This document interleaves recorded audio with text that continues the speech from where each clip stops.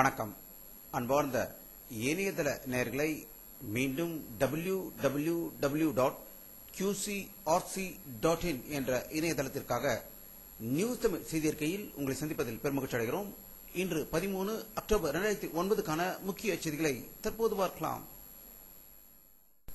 பாரத பிரதமர் மன்மோகன் சிங் அவர்கள் அருணாச்சல பிரதேசம் சென்றதை சீனா கடுமையாக கண்டித்ததற்கு இந்தியா கடும் எதிர்ப்பு தெரிவித்ததாகவும் அருணாச்சல பிரதேசம் இந்தியாவின் ஒரு பகுதி என்று கூறியிருப்பதாக டெல்லியிலிருந்து தகவல்கள் வெளிவந்து கொண்டிருக்கிறது.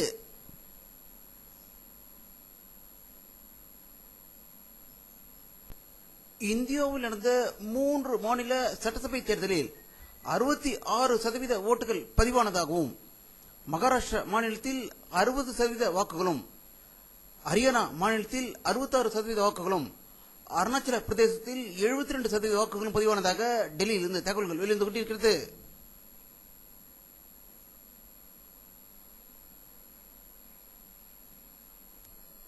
தமிழக முதல்வர் கருணாநிதி அவர்கள் தலைமைச் செயலகத்தில் திடீரென்று முல்லை பெரியாறு அணை தொடர்பான ஆலோசனை கூட்டத்தை நடத்தியதாகவும் இதில் தலைமைச் செயலர் உட்பட பொதுப்பணித்துறை அதிகாரிகள் கலந்து கொண்டதாக தலைமைச் செயலகத்திலிருந்து தகவல்கள் வெளிவந்து கொண்டிருக்கிறது.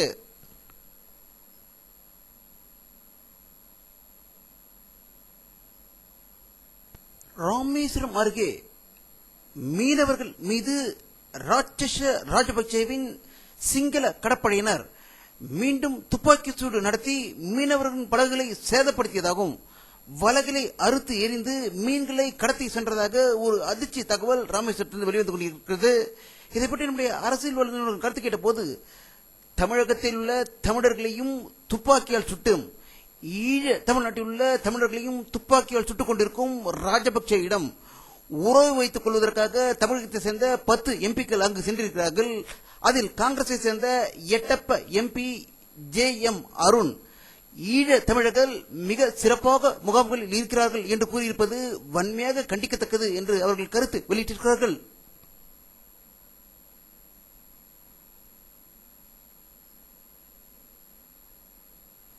அதிமுக பொதுச் செயலாளரும் எதிர்க்கட்சித் தலைவருமான செல்வி ஜெயலலிதா அவர்கள் வெளியிட்டுள்ள ஒரு செய்தியிருக்கையில் அதிமுக செயற்குழு மற்றும் பொதுக்குழு கூட்டம் வரும் 28ஆம் தேதி சென்னை வானகரத்தில் உள்ள வெங்கடாச்சலபதி பேலஸில் நடைபெறும் என்று செய்தி வெளியிட்டிருப்பதாக சென்னை இந்த தகவல்கள் வெளிவந்து கொண்டிருக்கிறது.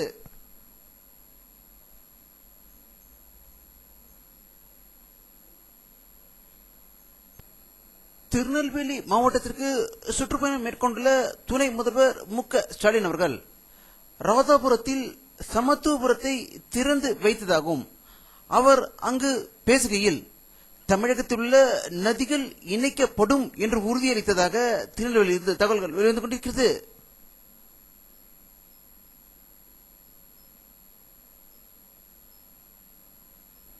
மாவோயிஸ்டுகள் 2வது நாளாக இன்றும் பீகார், ஜார்க்கண்ட் மாநிலத்தில் கடும் வன்முறையில் ஈடுபட்டதாகவும் பள்ளிகள், அலுவலகங்கள், தொலைபேசி டவர்களை குண்டு வைத்து தகர்த்தி மாபெரும் போரில் ஈடுபட்டதாக ஜார்க்கண்ட் மாநிலத்திலிருந்து தகவல்கள் வெளிவந்து கொண்டிருக்கிறது.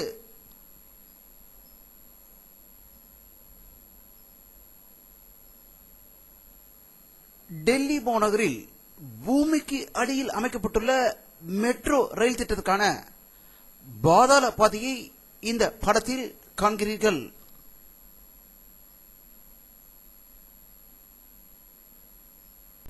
மகாராஷ்டிராவில் சிவசேனா பாரதிய ஜனதா கட்சி கூட்டணி ஆட்சி பிடிக்கும் என்று சிவசேனா கட்சி தலைவர் பால் தாக்கரே வாக்களித்துவிட்டு நிருபர்களிடம் கூறியதாக மும்பையிலிருந்து தகவல்கள் வெளிவந்து கொண்டிருக்கிறது.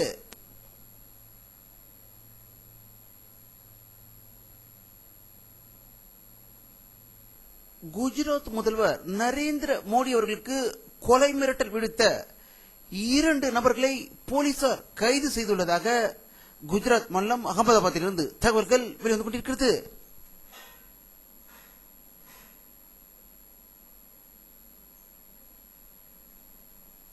ஆப்கானிஸ்தானில் தாலிபான்களுக்கு எதிராக அமெரிக்க ராணுவத்தினரை மேலும் 13,000 பேரை ஈடுபட செய்ய இருப்பதாக வாஷிங்டனில் இருந்து தகவல்கள் வெளிவந்து கொண்டிருக்கிறது.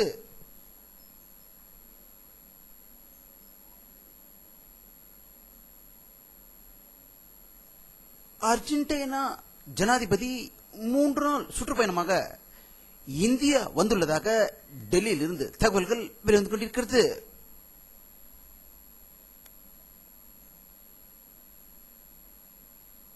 ஈராக் நாட்டில் போரில் ஈடுபட்ட அமெரிக்க ராணுவ வீரர்களை அமெரிக்க அரசாங்கம் திரும்ப அழைத்துக் கொண்டு வரும் நிலையில் அங்கிருந்து அமெரிக்கா வருவதற்கு முன்பு ஈராக் நாட்டில் உள்ள முன்னாள் அதிபர் சதாம் ஹுசைன் மாளிகையில் அவருடைய ராஜ இருக்கையில் அமர்ந்து போட்டோக்கள் எடுத்துக்கொள்ளும் அமெரிக்க ராணுவத்தினரை இந்த படத்தில் காணலாம்.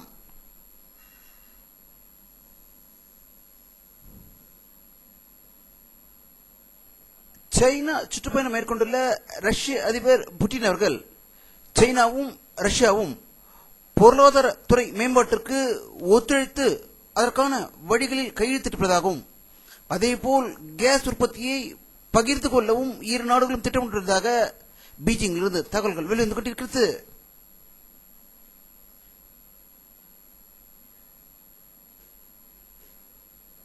ஐரோப்பிய நாடுகளில் ஒன்றான பிரிட்டனுக்கு சுற்றுப்பயணம் மேற்கொண்டுள்ள அமெரிக்க வெளியுறவு அமைச்சர் திருமதி ஹில்லரி கிளின்டன் அவர்களை பிரிட்டன் பிரதம மந்திரி வரவேற்பு அளித்ததாக லண்டனில் இருந்து தகவல்கள் வெளிவந்து கொண்டிருக்கிறது.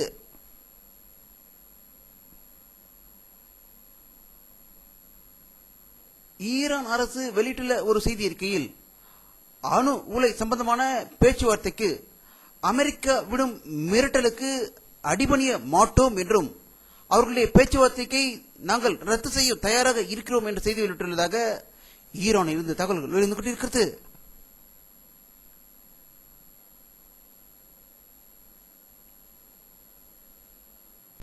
வானிலை அறிக்கை 13 அக்டோபர் 2009 பிற்பகல் 4 மணி எடுக்கப்பட்ட சேட்டலைட் புகைப்படத்தை தற்போது பார்த்துக் கொண்டிருக்கிறீர்கள். தமிழகத்தில் மேகமூட்டங்கள் காணப்படவில்லை. இன்றும் வெயிலின் தாக்கம் அதிகமாக இருந்ததாக தகவல்கள் வெளிவந்து கொண்டிருக்கிறது. மேற்கு தொடர்ச்சி மலைப்பகுதியில் அமைந்துள்ள கோவையில் சில இடங்களில் மழை பெய்ததாக தகவல்கள் வெளிவந்து கொண்டிருக்கிறது.